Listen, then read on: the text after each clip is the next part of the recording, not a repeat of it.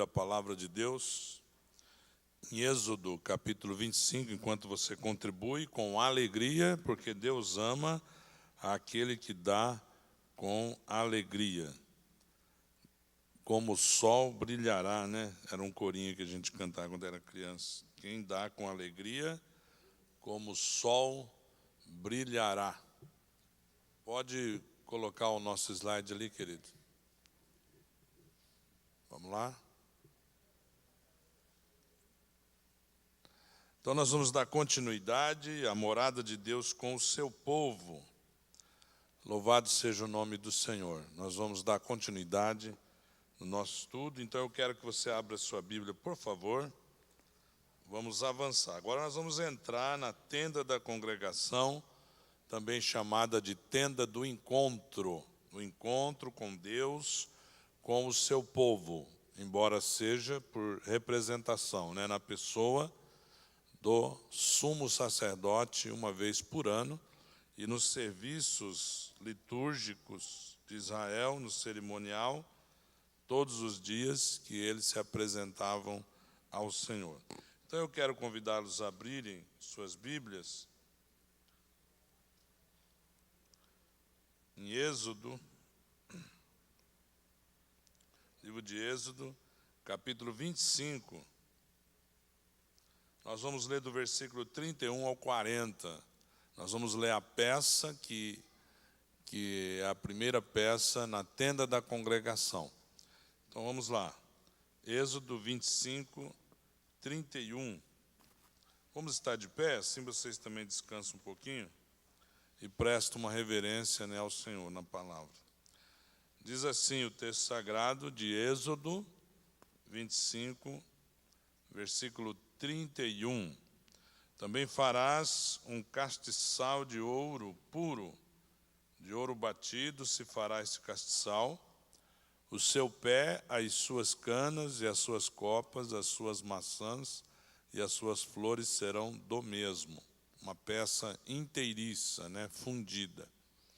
E dos seus lados sairão 6 canas, 3 canas do castiçal de um lado dele e 3 canas do castiçal do ouro do outro lado dele.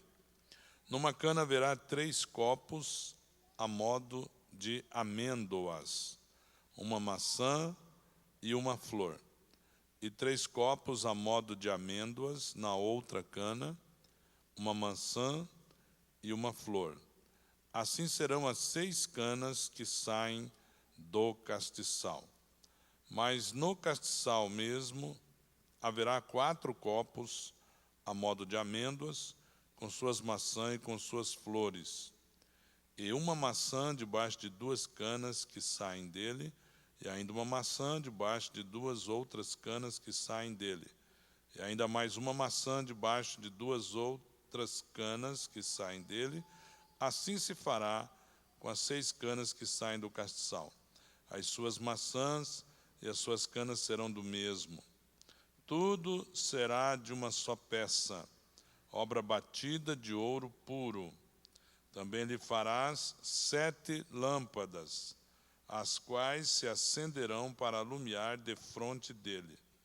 Os seus espevitadores e os seus apagadores serão de ouro puro. Espevitador é aquela agulha que a gente introduz no bico de uma lamparina, né, para limpar o bico. Versículo 38. Os seus espevitadores, seus apagadores, serão também de ouro puro. De 1 talento de ouro puro os farás, ou seja, 35 quilos. Com todos estes utensílios. Atenta, pois, que o faças conforme o seu modelo, que foi mostrado no monte. Amém? Senhor, nós estamos aqui uma vez mais, clamando a iluminação do Teu Espírito, para que possamos aprender uma vez mais da Tua palavra, que nós não fiquemos nos apegando a um estudo meramente intelectual, cognitivo, mas que o Senhor ministre a nossa vida, Senhor. No nome de Jesus oramos. Amém e amém. Nós estamos estudando sobre a morada de Deus com o povo de Israel, o povo que o Senhor elegeu, o povo que o Senhor escolheu, o povo que o Senhor levantou a partir da família de Abraão. E Deus prometera a ele: em ti serão benditas todas as famílias da terra. Esse povo que ficou escravo em terra estranha, ficou no Egito em 430 anos, dos quais em torno de 120 anos foram de servidão, de escravidão, e os últimos 80 anos de muita servidão, de dura servidão, ao ponto do clamor do povo chegar à presença de Deus, e Deus, que havia já preparado um homem para ser o libertador, o chama lá do deserto. A vida de Moisés é uma vida interessante. Ele ficou 20 anos imaginando que ele era alguém. Moisés, 4 dos faraós tinham o final do seu nome, Moses. Era um homem criado pela filha do faraó. Ele tinha tudo para se tornar também um faraó, porque ele viveu lá no tempo da dinastia dos faraós Ixos, chamados de faraós pastores, que tinham uma afinidade com a pecuária. Depois que José morreu, assumiu o trono uma outra dinastia que via os hebreus como pessoas amaldiçoadas, sujas, porque usava barba, porque cuidava de bicho, viviam cheirando animal. Então eles eram marginalizados pela dinastia posterior, e isso que ocasionou também a escravidão do povo de Israel. Não só o povo de Israel, mas outras nações. Quando Israel sai do Egito, sai consigo outras nações de carona na libertação. Saíram aproximadamente 2 milhões de pessoas, dentre elas 600 mil homens que poderiam ser mão de obra militar no exército. Então, aquele povo não tinha identidade, aquele povo ainda não tinha uma língua, o hebraico ainda não era bem definido como foi depois que eles se assentaram na terra, ainda estava formando a nação, eles não tinham uma identidade nacional. Pessoas que viveram a vida toda como escravo, não sabiam viver a liberdade, não sabiam valorizar a vida livre, não sabiam respeitar os outros, e tinha uma autoestima muito baixa. Então Deus chama Moisés, que havia fugido para o deserto de Midian, quando ele está pastoreando ovelhas do seu sogro, e Deus o chamou numa sarça ardente, e o chamou para buscar o povo dele, povo de Deus. E vocês sabem toda a história das 10 juízos de Deus manifestos por meio de pragas contra a nação do Egito. Alguém pode interpretar as pragas do Egito com óculos de 2016 e vai achar que o nosso Deus é um Deus injusto. Não. Deus estava julgando a maldade do Egito. Toda vez que um hebreu ele entrava no santuário, ele deixava para trás de si, principalmente pela manhã, o sol. Lá no Egito, jamais, quando eles iam fazer algo religioso, eles poderiam ficar de costa para o sol, porque o sol era a representação do deus Ra, e jamais alguém podia ficar de costa para o deus Ra, assim como jamais poderia ficar de costa para um faraó. Então Deus coloca estrategicamente o lado de entrada do lado leste, que você está vendo ali, a entrada do tabernáculo. Pode passar o outro. Aí você vai ver a planta baixa, que nós vamos revisando, né? Para os irmãos ir guardando bem. Então, na planta baixa, você tem o lado leste, que é a entrada, uma única entrada representando que era uma única maneira de se achegar a Deus. Assim também o Senhor Jesus disse: eu sou o caminho, a verdade e a vida. Vamos falar juntos? Eu sou o caminho, a verdade e a vida. Então ele entrava, sacrificava o seu animal, entregava ao levita para sacrificar o animal ali no pátio, no ar livre, naquela primeira peça, que era o altar de holocausto, feito de madeira de acácia, revestido de bronze. E ali era espargido sangue nas pontas do chifre, nos 4 cantos do altar, e era colocado então ali numa grelha onde todo animal era consumido. Feito isso, então, o levita, ele entrava ali na pia de bronze, diante da pia de bronze, e lavava-se. E esta pia, nós já vimos que representa a ação da palavra de Deus em nós. Quando nós nos lavamos na pia de Deus, na palavra, a palavra também nos lê. Não é só nós que lemos a Bíblia nos lê. Faz uma radiografia da gente. Nós nos vemos nela, vemos o nosso pecado, e o Senhor não é aquele Deus que aponta o nosso pecado somente. Ele nos purifica, Ele nos perdoa. E por isso a lavagem. Feito isso, então, ele entrava ali na tenda da congregação, chamada tenda do encontro também. Na verdade, é só aquela parte coberta, que você vê na planta baixa, formada por 2 compartimentos, é que era realmente o tabernáculo. O tabernáculo era aquilo ali, mas costuma-se falar toda a estrutura, tendo em vista que havia 2 utensílios e era cercada também. Então, no slide seguinte, você vai relembrar o acampamento de Israel, né? Você vê aí que do lado sul ficava a tribo de Judá, a tribo de Issacar e a de Zebulon. Do lado norte, Benjamim, Manassés e Efraim. E você se lembra também que nós explicamos para os irmãos que do lado oeste ficava Rúben, Simeão e Gade.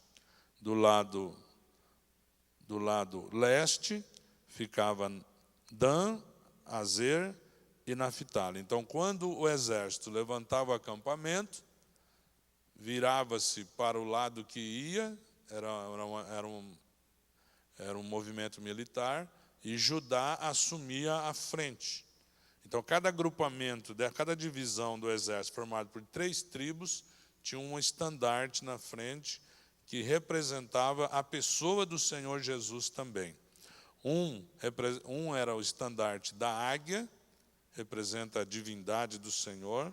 O outro estandarte era o boi, representa que Jesus é o servo trabalhador. O outro estandarte era levado, então, por cada uma dessas tribos. Um outro estandarte era a representação de um homem. Então, nós estudamos isso já. A estrutura, próximo, a estrutura, agora você vai ver numa outra perspectiva. Pode avançar. Não, anterior. Então mudou a ordem. Vai, a outra. Aí. Essa estrutura você vê numa perspectiva.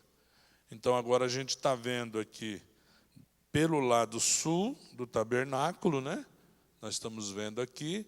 Então, o tabernáculo, propriamente dito, então é essa tenda, a tenda da congregação. E aqui a pia de bronze e o altar que ficou para cá. Então, nós já estudamos até ali. Agora nós vamos entrar dentro desta cabana, desta tenda, chamada tenda do encontro, ou tenda da congregação, também chamada tabernáculo somente, essa tenda aí. Vocês se lembram que, pode voltar aquele anterior, filho. Você se lembra que nós estudamos que essa tenda era feita de madeira de acácia, que era uma madeira ruim de se trabalhar, era uma madeira retorcida, era uma madeira, embora seja muito forte, era uma madeira cheia de nó, retorcida, difícil de se trabalhar. Num ponto de vista A madeira representa a humanidade de Jesus Cristo, de Jesus de Nazaré, e numa outra perspectiva representa também a nossa humanidade, essa madeira difícil de se lidar, né, de se trabalhar. Não é uma madeira de lei, não é uma madeira boa. Todavia, essa madeira era revestida de ouro, declarando a realeza de Jesus. Todo o ouro que você vê destaca a realeza das coisas de Deus, destaca a solenidade das coisas de Deus, destaca o valor incalculável que tem as coisas de Deus. São uma metáfora provisória, mas é isso que Deus quer fazer. Então essa madeira, ela foi levantada com engates embaixo, que eram engates de prata, que é símbolo da redenção. Ela era levantada, encaixada, e depois se passava varais para sustentar. E em cima também era feito também uma cantoneira, para vocês entenderem melhor, também de prata. Tudo isso dado por Deus no monte. E depois ele escreve o seu livro, Moisés escreve, e ele coloca como deveria ser. Esse mesmo protótipo foi usado por 40 anos, Israel caminhando no deserto em direção a Canaã, e depois foi usado também um protótipo equivalente para a construção dos 3 templos que Israel já teve. Então, ali você se lembra que a primeira cortina que cobria a tenda era a cor azul, azul apontando para o céu. A cor branca apontando para a realeza do Senhor, a pureza do Senhor, e era bordados querubins. Então, quem via esses querubins bordados era só quem estava dentro, só alguns levitas que entravam ali, e o sumo sacerdote só entrava mais adiante, só ele uma vez por ano. Depois também tinha pele de carneiro pintada de vermelho, de carmesim, para representar o sacrifício, o sangue do Senhor Jesus. E por último, o texugo, pelo de texugo, que em primeiro lugar mostrava aquela ideia de Isaías que os hebreus não viram no Senhor parecer nem formosura. Não quer dizer que Jesus era um homem feio, vamos dizer assim. Eles é que não viram, né? Então eles não viram parecer, ou seja, não tinha beleza estética, e formosura, não tinha forma, não tinha corpo, não tinha aparência. É nesse sentido. Então, quando o sacerdote entrava ali, obviamente ele só ia ver a primeira cortina, a primeira coberta. E quando ele entrava, ele via então as tábuas revestidas de ouro levantadas. Essas tábuas levantadas representam o Senhor Jesus. O Senhor Jesus, ele disse a Nicodemos: quando eu for levantado, todos atrairei a mim. Amém? Então ali tem toda esta simbologia maravilhosa. Então quando a pessoa, o levita ou o sacerdote ia entrar ali para louvar a Deus, para queimar o incenso, para acender o candelabro, então ele entrava. E como que era a entrada? Vamos lá, pode avançar. Isto, ali. Então ele entrava ali, e quando ele se deparava, ele deparava com a cortina de fronte, né? O resposteiro, e ele se deparava ali com as 4 cores que representavam o Senhor. Talvez a definição não vai ficar muito clara para você, porque isso aí foi um tabernáculo montado lá no deserto de Israel mesmo, e o dia estava, acho que meio empoeirado, né? Então a definição não fica muito bem definida. Mas não dá para ver muito bem o branco. Mas ali você vê a cor azul, que representa o céu, A cor púrpura, que representa a realeza, é a cor dos reis, da roupa dos reis.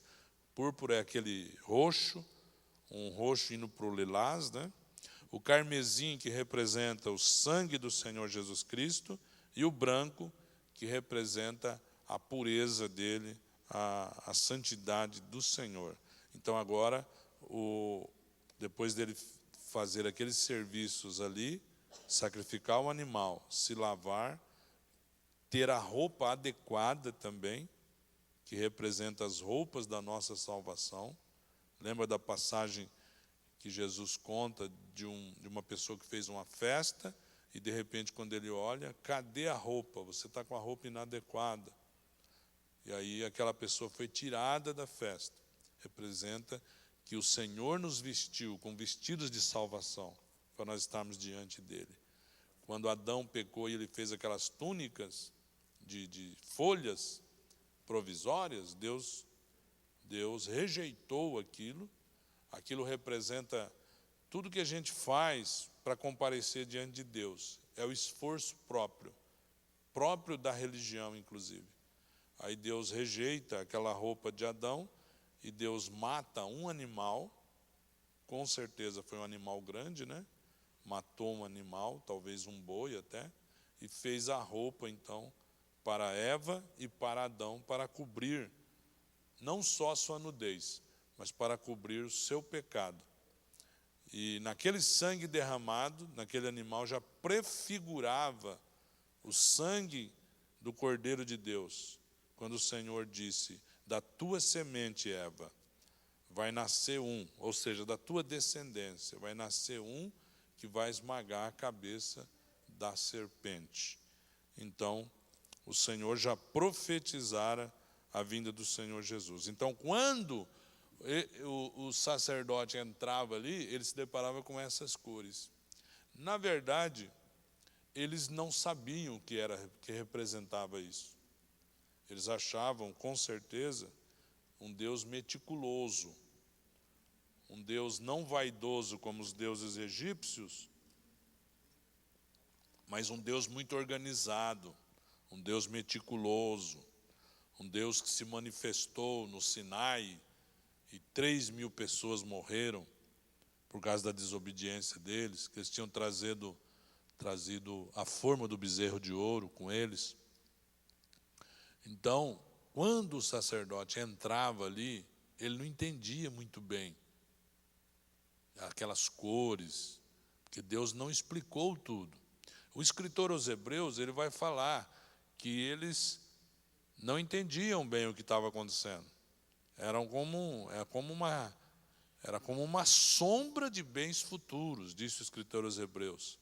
E a palavra de Deus nos deixa claro em Hebreus que o tabernáculo representa a história da salvação, o processo da salvação de Deus para com a humanidade, representada nessa coisa, de certa forma, simples, num lugar inóspito, que é o deserto, tem lugares muito mais bonitos do mundo. Deus se quis revelar num deserto. Deus quis revelar num lugar tão inóspito, tão estranho. Então eles não entendiam muito bem. Eles não entendiam. Nós também tem coisas que a gente prega. Você ouve as mensagens, mas como é que vai ser isso, né? Que nem você ouviu o juízo final, né? Você fica pensando, mas quanto tempo vai levar isso? Como é que vai ser? Como é que não vai? Fica cheio de dúvidas, não é? E tem gente que a dúvida é tão forte que ele nem crê mais, se torna incrédulo. Nós não entendemos, mas se a Bíblia diz, nós cremos, não é? Amém? Aquilo que o olho não viu e os ouvidos não ouviram, é o que Deus tem preparado para nós. Amém, irmãos? Amém. Quando você ouve falar de ruas de ouro, muros de jaspe, quando você vê falar de um rio de água cristalina que vai passar pela cidade santa, a Jerusalém eterna, você fica cheio de dúvidas, você não entende. Aí eu me lembro de Marco Polo, quando ele voltou da China, do Oriente, chegou na Itália, e ele falou que ele tinha visto nozes do tamanho da cabeça de um homem. Estava falando de coco. Os italianos, você está louco, rapaz. Para de contar mentira para nós. Bateram nele. A Igreja Católica o excomungou, porque ele está contando mentira das viagens dele. Onde é que você viu isso? Falava de um pó que pegava fogo, falando da pólvora. Você está louco? Falando de pedra que pregava fogo, falando do carvão mineral que ele viu lá, tanta coisa que ele viu na China.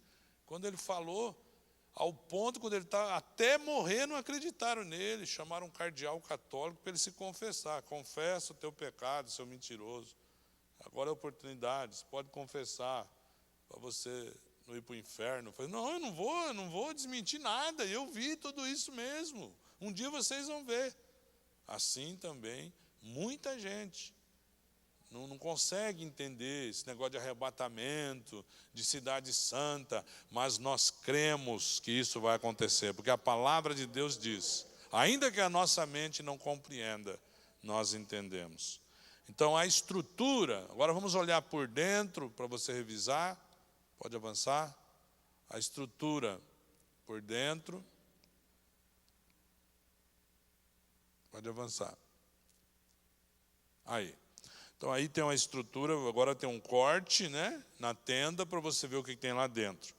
Então a primeira peça do lado de cá, você vê o castiçal, do lado de lá, a mesa dos pães da proposição e quase de frente para o Santíssimo Lugar, que era o lugar mais interior, que era o último 1/3 dessa tenda, que o sumo sacerdote só entrava uma vez por ano, no dia da expiação.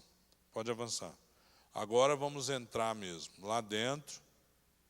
Aí, é mais ou menos assim que o levita, o sacerdote via esse ambiente aí. Então, você vê o candelabro aceso, você vê o incenso pegando fogo ali na frente, e você vê a cortina da frente com o desenho dos querubins bordado. Era bordado com fio de ouro, fio de prata, fio de bronze, e linho fino, e tecido tingido. Então, era uma coisa bonita, né? De fora, quem via, era pelo de texugo, feio. Por dentro, uma riqueza incalculável. Nós fizemos o cálculo aqui, né, pelo preço de prata, de ouro e o peso que usaram de prata, de ouro e de bronze, deu em torno de 150 milhões de reais, lembra? Então agora aqui, nós estamos no Santíssimo Lugar, no Santo Lugar, o Santíssimo não está vendo aí, porque ele está daqui, ó, está desse lado de cá. Então nós estamos olhando da porta do Santíssimo Lugar para frente. Então você imagina a emoção de um homem que levava as coisas de Deus a sério, não aqueles que vão fazendo as coisas de Deus, vão acostumando, e chega uma hora ele perde a graça, perde o retemor, mas aquelas pessoas sérias, aqueles homens sérios, quando entrava aí, o que eles sentiam, né? Eles não entendiam nada, como nós hoje sabemos tudo o que se representa. Eles tinham uma leve noção do que estava acontecendo. Imagina o sumo sacerdote que entrava uma vez por ano no lugar mais profundo, que não aparece ali. Você imagina como devia ser o sentimento desse homem, né? E hoje nós vamos estudar essa peça que você vê aí, bem no cantinho aí, no canto direito seu. Essa peça é o candelabro, também chamado castiçal, e no hebraico é chamado menorá, é a palavra em hebraico. Então, pode focalizar agora só o candelabro. Vamos lá, vamos analisar. Então, ó, você vê aí, você vê a descrição detalhada que nós lemos agora há pouco, né? Você vê que Deus mandou fazer botões. Botões representa o renovo de Davi, como nós vimos ele subindo como raiz de uma terra seca.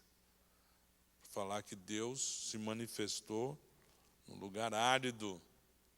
E o nosso coração também é árido. Deus se manifesta.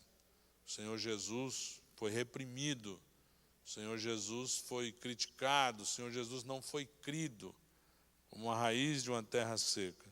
Representa essa flor, esse broto de Deus que foi esmagado pelos homens.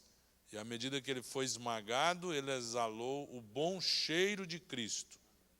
O bom perfume do nosso Senhor Jesus. E aí você vê também taças que vão ali, elas são torneadas, né, de ouro fundido, em forma de amêndoa, que representa o Espírito Santo, que foi enviado sobre as nossas vidas, né? E você viu que tem 9 frutos ali. Alguém acredita que represente os 9 principais dons espirituais? Talvez seja. Então nós vemos aí toda esta representatividade. E quantas hastes tem? Tem uma haste central. Essa haste central representa o Senhor Jesus Cristo. E 6 hastes. O número 6 na gematria, nunca fale numerologia. Numerologia é coisa de agoureiro, né? De adivinho. O nome correto para o estudo dos números na Bíblia é a gematria. Então, o número 6 na Bíblia representa o número do homem. É o número da incompletude. É o número 6. Por isso que a besta vai ter 666. Então, ali representa, este 6 representa a humanidade. Com a haste do meio, aí vamos ter então o número 7, que é o número da plenitude. Tem pessoa que fala que é o número da perfeição. Não é. É o número da coisa que está cheia, a coisa que está plena. Nós, sem Cristo, nós somos nada, nós somos imperfeitos. Então, para nós sermos plenos, nós precisamos do Senhor Jesus. Amém? O 7 é um número representativo.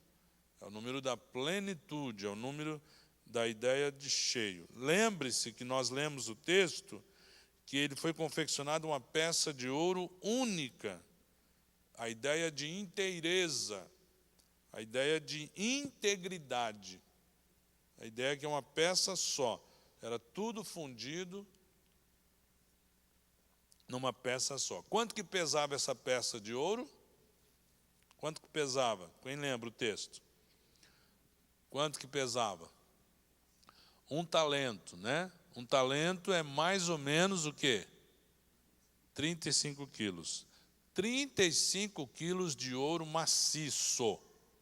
Eu pesquisei hoje na Bolsa de Valores, o ouro hoje, 1 grama de ouro está R$ 138,30. Baixou um pouco, né?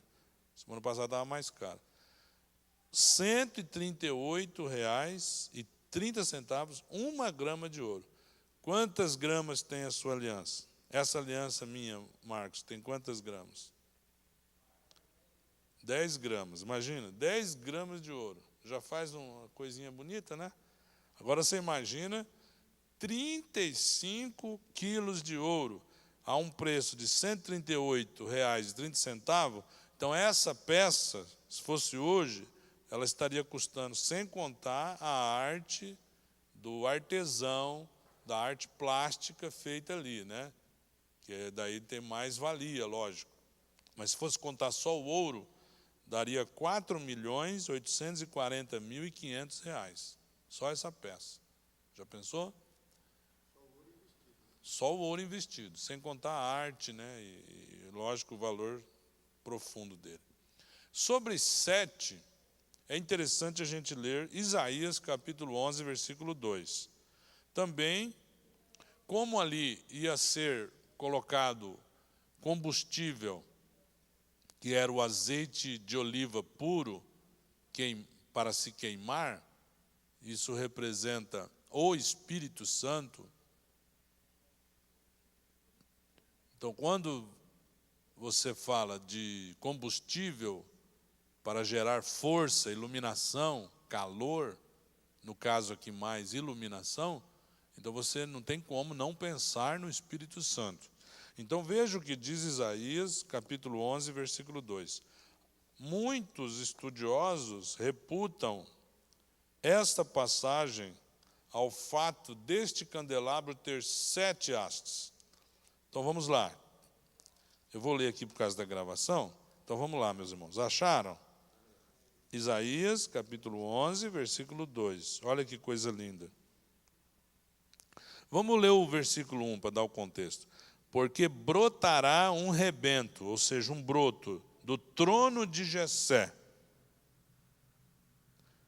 Isaías falou isso aqui 700 anos antes de Cristo. Jessé, ninguém sabia quem era.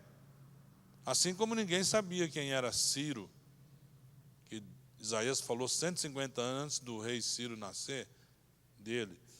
Olha que coisa interessante.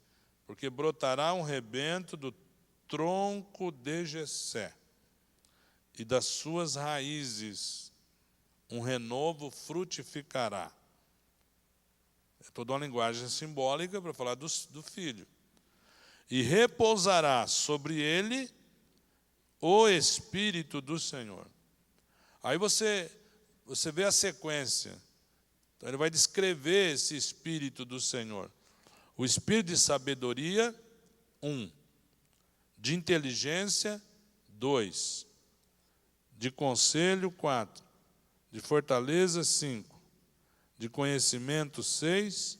E de temor do Senhor, 7. Os 7 Espíritos de Deus, que Apocalipse também vai resgatar esse texto. Então, por que 7? É o número também do Espírito de Deus. Esse símbolo é o símbolo mais importante em Israel. Se você vai, as repartições públicas têm o candelabro, em boa parte das Forças Armadas de Israel, eles têm esse símbolo nas Forças Armadas, na Marinha, na Aeronáutica, no Exército. Esse é o símbolo mais relevante, é o símbolo mais marcante na vida de Israel, é o candelabro. Então, é essa peça que o sacerdote tinha, e ele tinha que acender este candelabro todo dia. Ele limpava de manhã e limpava antes do sol se pôr, e aí repunha o azeite. Tinha que estar sempre renovando. Então, de manhã e de tarde, de manhã e de tarde. E agora nós vamos ver quais as implicações disso para nós. Vamos ver o próximo slide agora, que você vê a figura de um sacerdote. Aí, mais ou menos, o artista tentou mostrar como que o sacerdote via. Você lembra que as paredes eram todas de madeira de acácia, as tábuas, mas era revestida de ouro. Então, quando ele acendia, foi aceso pela primeira vez o candelabro, e eles não podiam deixar apagar, ele viu algo assim muito brilhante. Era uma coisa muito bonita. E ele tinha o cuidado, então, de não permitir que estas lâmpadas se apagassem. Então, essas lâmpadas, elas tinham que estar constantemente acesas. No tempo de Davi, contando com os coristas, o templo chegou a ter em torno de 12 mil pessoas trabalhando. Era muito trabalho, as escalas, era muito organizado. Principalmente no começo, eles tinham que trabalhar muito, porque Arão não tinha tanto filho assim, só tinha 4. Então, eles tinham que trabalhar muito, tinha muito trabalho para os levitas e para os sacerdotes. Lembrando os irmãos que os levitas eram os descendentes da tribo de Levi, e os sacerdotes eram os descendentes da família de Arão, irmão de Moisés. Então, estas lâmpadas acesas, a primeira lição que nós temos com elas é que essa iluminação, ela não era autônoma, ou seja, não tinha autonomia essas lâmpadas. Essas lâmpadas tinham que ser abastecidas. Então, eles tinham que receber o combustível, que era o óleo de azeite puro, não podia ser o óleo o último óleo, tem que ser o primeiro óleo, o óleo mais puro da azeitona, que fazia então isso estar sempre aceso, sempre aceso. Quando Deus ele se relaciona com o ser humano, são 3 palavras importantes para a gente destacar dentro da relação nossa com Deus. A primeira palavra é a revelação, a segunda palavra é inspiração e a terceira palavra é iluminação. Normalmente, a gente, se no dia a dia, a gente fala assim, olha, Deus me revelou aqui uma palavra para pregar para os irmãos e tal, mas não é correto, porque na verdade é a iluminação. Eu tenho a iluminação da palavra. O escritor da Bíblia, o escritor que escreveu a Bíblia, suponhamos lá, Moisés, que escreveu, Isaías, que nós acabamos de ler. Então, o escritor, ele recebe a revelação de Deus. E quando ele recebe essa revelação de Deus, então eu tenho aí a revelação. Aí ele vai escrever, ou ele vai pregar, como alguns profetas não escreveram, ele vai pregar, aí Deus o inspira, Deus sopra, como se Deus soprasse sobre ele. E ele então vai escrever.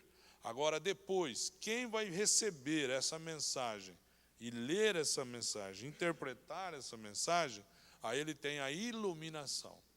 Quando o sacerdote ele entrava naquela tenda, se não fosse a luz, ela estaria toda escura. Ele ia tropeçar nessas peças. Ele não ia enxergar que diante dele estava uma mesa que todo sábado ele tinha que repor com 12 pães, que representava as 12 tribos de Israel. Ele não ia saber onde ele colocava o incenso, porque não tinha janela. Era tudo escuro mesmo. Então ele precisava, essa lâmpada precisava receber o combustível. Isso também significa que nós, irmãos, nós precisamos da iluminação do Espírito Santo. Ninguém consegue entender as coisas de Deus pela sua inteligência. Ninguém consegue cantar um hino aqui espiritual que liberte vidas, como fez Davi, se não for por iluminação de Deus.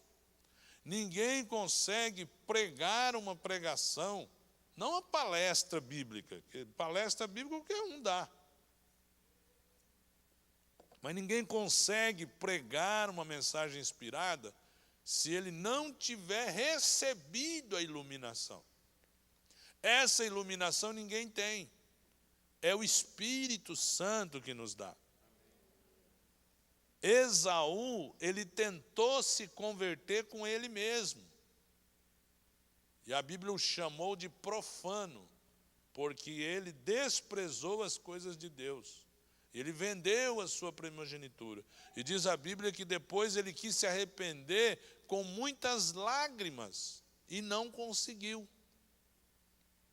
Então, hora ou outra, querem colocar os assembleanos para se opor ao calvinismo em arminianismo. Nós não somos arminianos, irmãos. Nós não somos arminianos. O Armínio entendia que nós, de algum modo, podíamos resolver nos arrepender. Não, ninguém se arrepende por conta própria. É o Espírito de Deus que nos ilumina. Agora, o que acontece? Há pessoas que se fecham para a iluminação do Espírito. Há pessoas que não deixam a iluminação do Espírito Santo, por pecados, por arrogância. Eles não criam uma abertura para haver a iluminação do Espírito Santo. Olha o que diz em Efésios, capítulo 1, versículo 18. Que coisa maravilhosa que a palavra de Deus nos diz. sendo iluminados os olhos do vosso coração. Não é iluminar esse olho aqui. Esse olho aqui, se não for iluminado, é coisa terrível. Nós temos alguns irmãos que são deficientes visuais no nosso campo.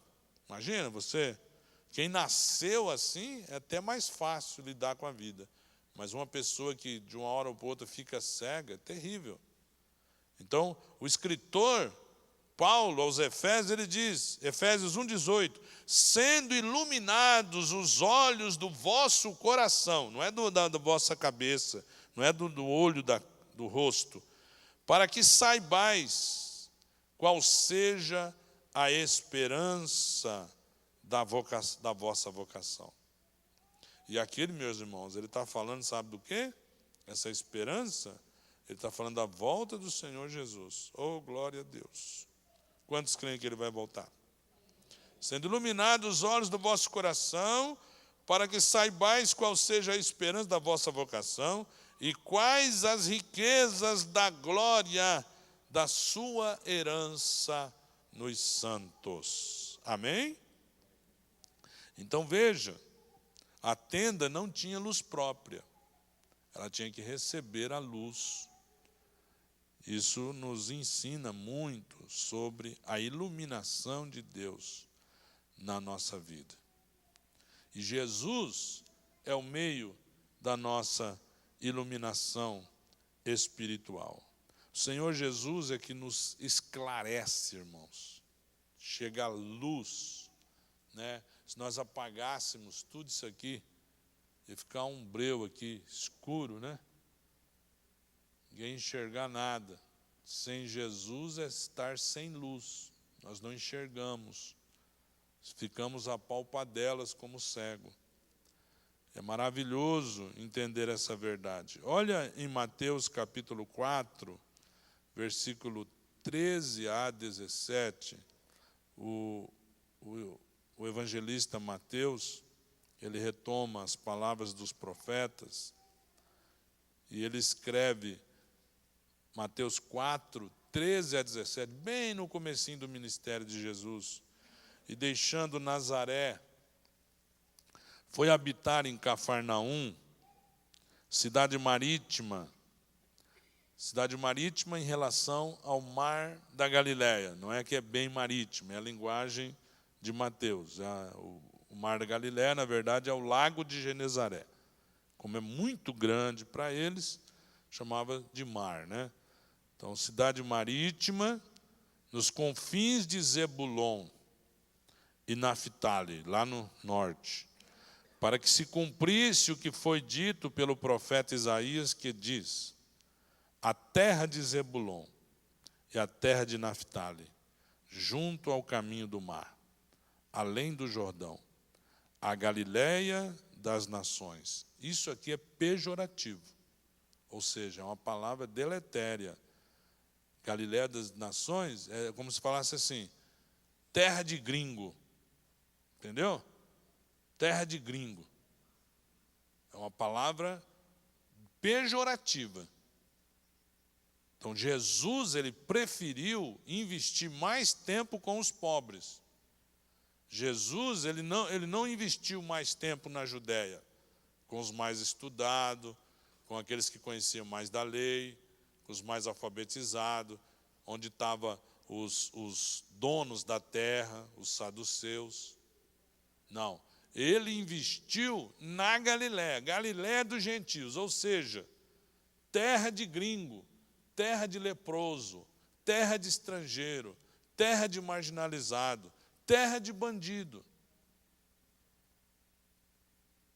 O povo que estava sentado em trevas, olha aí, você vê como Jesus expulsou demônios? O povo que estava em trevas viu uma grande luz, uma luz espiritual. E aos que estavam assentados na região da sombra da morte, aleluia, a luz raiou, aleluia. Desde então começou Jesus a pregar, a dizer: arrependei-vos. Essa luz esclarece o nosso pecado. Mas você já reparou como as lojas que vendem confecção, a luz é forte? Já repararam? Como a luz é forte? Porque quanto mais forte é a luz, mais você olha para a tua roupa e tem a consciência que ela está velha. Entendeu? É uma estratégia de mercado. Quanto mais forte é a luz, mais você vê que a sua roupa está velha. É preciso trocar. Então a luz de Deus, ela ilumina a gente e a gente cai a ficha. Meu Deus, eu estou errado, eu preciso mudar de vida, eu preciso mudar, porque você está recebendo a iluminação. E você pode dizer assim, não, eu não quero essa iluminação. Eu não quero esse combustível. Eu não quero que acenda a minha lâmpada, não. Eu quero ficar no escuro mesmo. E Deus vai respeitar, porque Ele é um gentleman. Ele não arromba o coração como Satanás, Ele respeita. Isaías 42, versículo 7, diz que o servo sofredor, que é a representação do Senhor Jesus, que tem representação como boi, né?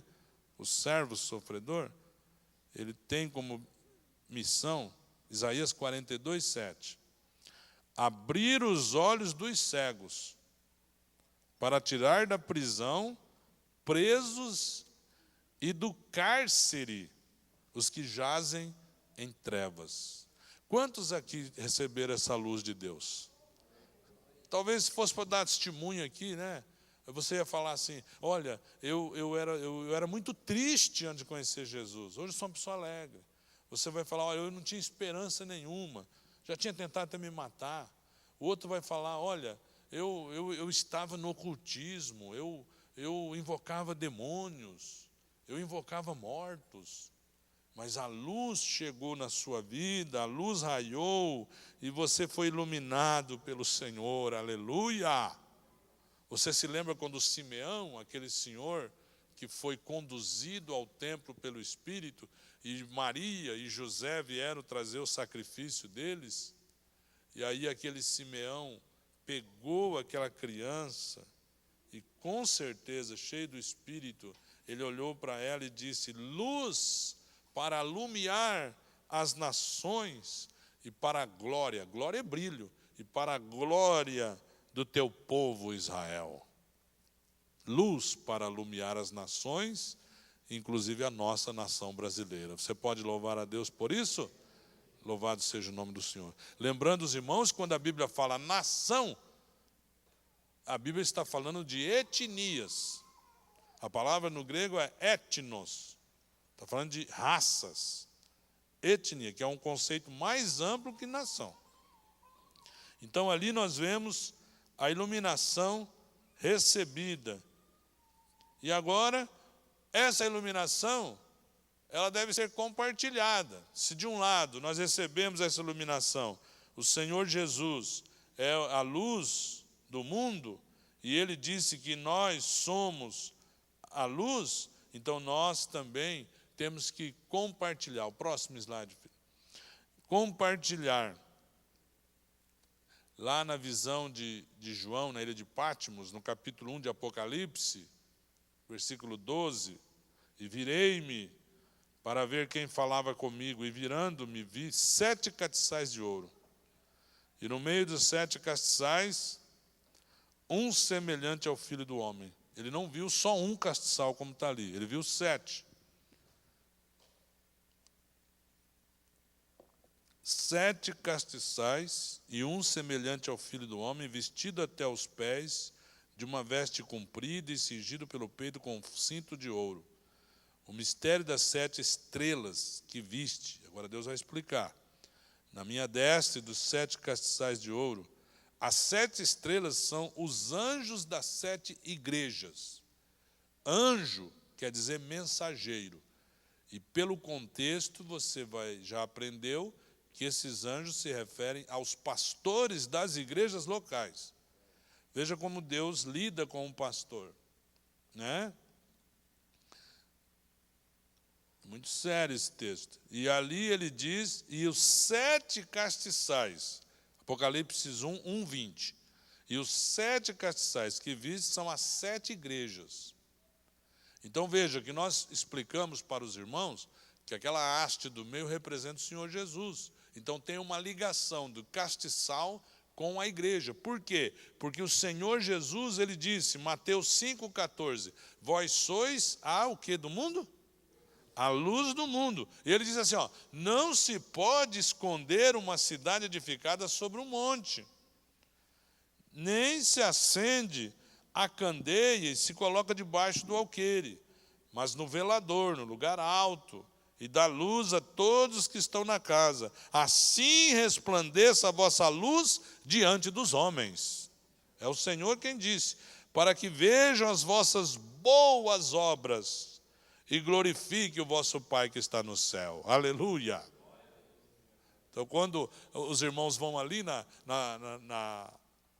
clínica lá de câncer e dá aquela alimentação, canta um corinho, ora com aquelas pessoas, ali as pessoas estão vendo as boas obras.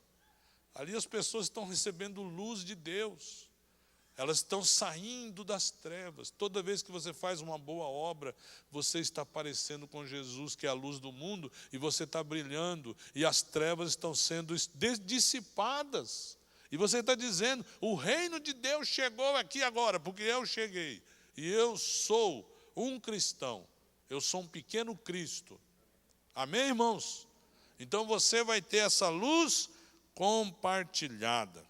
Filipenses, capítulo 2, versículo 15, nós lemos, para que sejais irrepreensíveis, ou seja, sem erros, sinceros, filhos de Deus, inculpáveis, no meio de uma geração corrompida e perversa, entre a qual resplandeceis como astros no mundo. Filipenses 2,15. Amém? Resplandeceis como astros no mundo. E ele não vai tirar nós do mundo, não. Ele quer que a gente resplandeça no mundo. Esses dias eu fiquei muito triste, mas muito triste mesmo. Eu estava orando. E aí eu comecei a orar para as pessoas que eu tenho contato. E aí eu percebi que o número de pessoas que não servem a Deus, que eu tenho contato, diminuiu muito nos últimos 5 anos. Eu fiquei desesperado. Falei, mas como é que eu vou brilhar então? Não estou mais pregando na televisão, não estou mais pregando no rádio. Ele me deu até um desespero. Quer dizer que eu não estou brilhando, porque eu estou brilhando no meio dos irmãos. Então é pouco. Então a gente tem que brilhar no meio do mundo. O novo convertido é o que mais traz pessoas para a igreja, até a gente estragá-lo. Aí ele para de trazer pessoa que não é crente. Aí ele começa a conviver com crente. Tem gente que até acha que é vantagem. Pastor, eu só faço negócio com crente, meu vizinho da direita é crente, o da esquerda é crente, o de trás é crente, o de frente é crente. E meus parentes agora todos se converteram. Tá uma benção, tá uma benção. Mas será que é tão benção assim? Nós precisamos brilhar, irmão. Vamos brilhar? Amém? Vamos brilhar, vamos brilhar, vamos brilhar. Eu lembro quando a gente chegou em Maringá, em 71, lá no fundo da nossa casa, no Travessa Barroso, tinha aquela famosa casinha, né? Quando a gente chegou aqui em Maringá, era assim.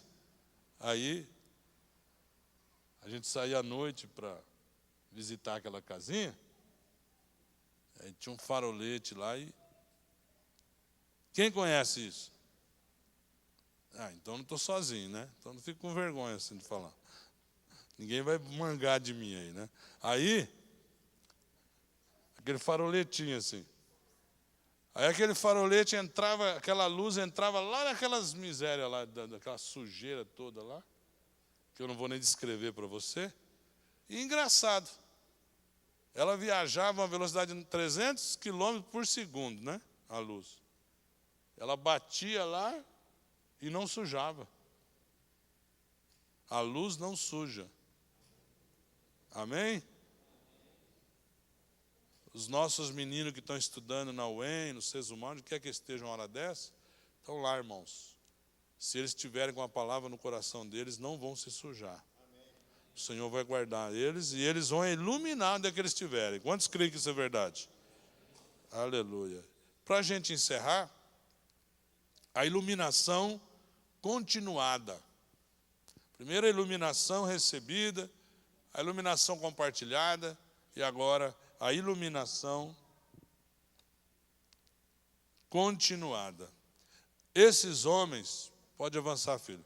Esses homens, os sacerdotes, eles não podiam deixar apagar esse fogo. Lá em Levítico 24, versículo 1 a 4, pode abrir sua Bíblia lá.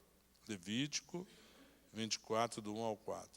E falou o Senhor a Moisés, dizendo: ordena aos filhos de Israel que te tragam azeite de oliveira puro, batido para luminária, para acender as lâmpadas continuamente. Arão as porás em ordem perante o Senhor continuamente, desde a tarde até a manhã. Porá o véu do testemunho, fora do véu do testemunho, na tenda da congregação. Estatuto perpétuo é pelas vossas gerações. Ou seja, nunca vocês devem parar com isso. Nunca, nunca desobedeçam. Por isso que para Israel, eles não terem o templo deles é uma tristeza terrível para eles, né? Hoje. Então, continuando. Desde a tarde até a manhã, fora do véu do testemunho, na tenda da congregação, estatuto perpétuo é pelas vossas gerações. Versículo 4, Levítico 24. Sobre o castiçal puro, porá em ordem as lâmpadas perante o Senhor. Qual que é a última palavrinha aí? Continuamente. Então eu não posso iluminar hoje e amanhã me apagar. Não é o plano de Deus. Eu posso fazer boas obras hoje, amanhã eu vou fazer uma obra má. Numa árvore não pode sair um fruto de abacate e outra fruto. Assim também, de nós não pode sair outra obra, não pode sair outro testemunho, a não ser a luz de Deus. Amém, queridos? E o mandamento do Senhor é o quê? Enchei-vos do Espírito Santo. Então, na nossa língua, ela não consegue exprimir o que está escrito lá em Efésios 5,18. O verbo está num tempo que não tem no português, chamado aoristo. Existe 2 tipos de aoristo. Um de ação única, que é o equivalente ao nosso pretérito perfeito, uma ação pronta e acabada. E existe o aoristo presente, que é aquele aoristo continuado. Por exemplo, se eu falar, enche esse copo, encheu, não cabe mais nada. Mas não é assim na língua que foi escrito no Novo Testamento. É um encher de sempre estar enchendo, nunca vai estar vazio. Vai estar sempre cheio, sempre cheio, sempre cheio. Ah, mas tem Espírito Santo para todo mundo assim, para tudo isso? Quantos creem que tem? Vai faltar Espírito Santo? Não, porque Ele é eterno, Ele é perfeito, Ele é o Espírito de Deus. E a palavra de Deus diz, enchei-vos do Espírito. Tem pessoa que só fica com a outra parte. Não embriagueis com vinho. Pecado, né? Pecado ficar bêbado? Sim ou não? Claro que é. Tudo que te embebeda é pecado. Mas lá está bem claro. Não embriagueis com vinho. É um mandamento negativo. Quer dizer, se eu desobedecer, eu estou pecando. E tem pessoa que acha que ele não está pecando se ele nos obedecer a outra parte do versículo. A outra parte do versículo fala, enchei-vos do Espírito. É tão pecado eu me encher de cachaça, como é pecado eu não me encher do Espírito. O fruto do Espírito tem que estar em mim. Amor, gozo, paz, alegria, domínio próprio, temperança, fidelidade, benignidade. Quantos entendem essa verdade? Então, irmãos, o mundo a gente sabe que está perdido. E vocês sabiam que o mundo, por mais dessa devassidão que o mundo está vivendo, as pessoas olham para nós e eles esperam na gente uma atitude referencial. O cara pode contar a piada que for. Pode falar bobeira, pode tomar cerveja dele, conta piada, conta piada, conta piada. Mas a hora que o negócio esquenta, ele não vai pedir um conselho para quem encheu a cara de cerveja junto com ele. Não, eu não vou perguntar para aquele cara, não. Eu vou perguntar lá para o seu Manuel, aquele crente. Aquele homem lá, esse homem é sério. O mundo está esperando a nossa luz, irmãos. Pode até nos xingar de imediato, nos perseguir, falar mal da gente, mas eles carecem da luz de Deus. E a luz de Deus, ela é materializada na nossa vida, irmãos. Você recebe essa palavra? Vamos brilhar. Minha pequena luz, vou deixar brilhar. Tem uma musiquinha de criança que fala assim. Então, vamos brilhar, irmãos. Vamos iluminar. Vamos iluminar. É o que Deus quer. Você recebe o Espírito, é o combustível dessa iluminação. Compartilhe essa luz. Não fica com ela para você, viu? Compartilhe essa luz. Compartilhe essa luz. O Senhor, Ele nos enche dessa luz, e essa luz dá direção, essa luz dá encaminhamento, essa luz produz fotossíntese espiritual, como a luz do sol, que nos produz fotossíntese e nos dá alimento. Assim é a luz de Deus na nossa vida. As pessoas olham para você e veem em você uma pessoa diferente. Continua sendo diferente. Vale a pena você servir a Deus, irmãos. Vale a pena. O seu colega de trabalho, o seu parente, o seu vizinho, ele talvez não conheça o Evangelho de Mateus, de Marcos, Lucas e João, mas ele conhece um Evangelho chamado Celso, um Evangelho chamado Levi, Francisco, Emerson, Manuel, Mauro, Liseu, Carmelita, Luiz, Geni, Sandra, Gentil, Júnior, Dorvalino. Olha aí, tantos anos servindo esse Deus maravilhoso. É uma luz, né? Eu lembro desse homem lá na Cocamar, né? Testemunho de vida. Quem foi que falou? Foi o Dorvalino. Então pode acreditar. Testemunho de vida. Sua luz brilhando. Sua luz brilhando. Sua luz brilhando. Nesse tempo de tudo está mudado, irmãos. As pessoas, elas podem até ir a favor do pecado, levantar a bandeira de coisas horríveis, mas a hora que a ficha cair, meu irmão, é para ela, é para você que ela vai olhar. Ele vai chegar em você, às vezes com lágrimas, e pedindo de você uma palavra. E Deus vai, o Espírito Santo que está em você, você vai dar essa luz para ele. Tem até essa expressão, ele me deu uma luz. E é isso mesmo, a iluminação de Deus. Amém, queridos? Quem aqui quer brilhar cada vez mais para o Senhor? Vamos estar de pé. Louvado seja o Senhor. Os irmãos, desculpe que era para ter acabado até um pouquinho antes. Vamos orar, pedindo que essa luz de Deus esteja em nós. Pastor Marcolino, olha aqui, querido. Por favor. Aleluia. Louvado seja o nome do Senhor.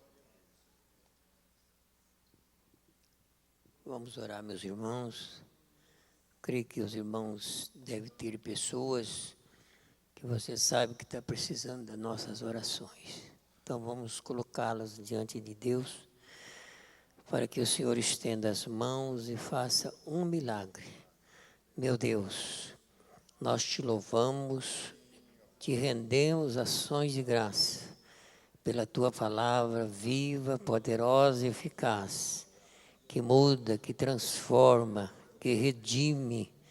Ó Deus, nós te pedimos, Pai, que estas mãos que ali naquele madeiro foram cravadas, ali o sangue derramado, Senhor, que estas mãos que nos resgatou, que nos tirou do charco de lodo, que essas mãos agora estendidas sobre cada um de nós. Venha, meu Deus, operar uma bênção poderosa, um renovo espiritual nas nossas vidas para os dias que nós estamos atravessando, Pai. Pedimos por aqueles que não estão aqui por um motivo justo, por causa de uma enfermidade, por estar numa cama, por estar hospitalizado, por motivo de trabalho, de viagem. Senhor, estenda tuas mãos sobre cada uma dessas vidas, os teus filhos. Meu Deus, aqueles que estão desempregados nesta hora, preocupados, Senhor, vendo, Senhor, meu Deus, a necessidade dentro da sua casa, vendo a família, Senhor, olhando, meu Deus, esperando numa providência do Senhor, para abrir uma porta, meu Deus. Esse tempo de crise, Senhor, Tu és o pastor amado, que supre as nossas necessidades, que move corações, que estende as mãos sobre a vida dos Teus filhos e opera milagres, Pai. Nós cremos, ó Deus, que Tu és um Deus imutável. Tu operou no passado, continua operando no presente, fazendo milagres, fazendo maravilhas, porque nós cremos, ó Deus, que o Senhor nunca mudou e nem vai mudar, e a nossa esperança está posta no Senhor que fez os céus e a terra. Pai, nós oramos a Ti, em nome do Senhor Jesus Cristo. Amém, Jesus. A graça de Nosso Senhor e o amor de Deus e a comunhão do Espírito Santo seja conosco. Amém. Amém.